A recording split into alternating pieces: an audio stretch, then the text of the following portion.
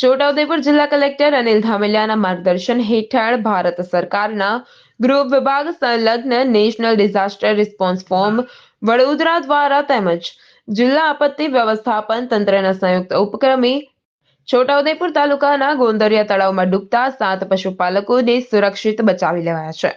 ભારે વરસાદ થતા સ્થાનિક ડેમમાં પાણીની સપાટી વધવાને કારણે તળાવમાં અચાનક પાણી વધતા 7 પશુપાલકો પાણીના વહેણમાં ફસાયા હતા.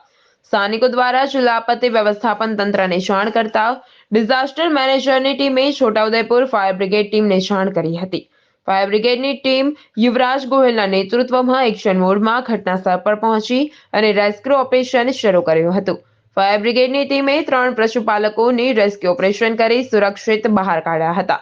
જોકે પરિસ્થિતિ વધુ ગંભીર બનતા તેઓએ એનડીઆરએફ માટે મદદ માટે જાણ કરવામાં આવી હતી. કલેક્ટરના હસ્તકના ડિઝાસ્ટર મેનેજમેન્ટની ટીમ બનાવી ગંભીરતાને ધ્યાને લેતા પશુપાલકોની શોધખોળ અને બચાવ કામગીરી માટે એનડીઆરએફની મદદ માંગી હતી. નેશનલ ડિઝાસ્ટર રિસ્પોન્સ ફોર્સ વડોદરાની ટીમ તિકવાટ ખાતે હાજર રહી હતી. Rehan Patel, GTV news, Chhota Udepur.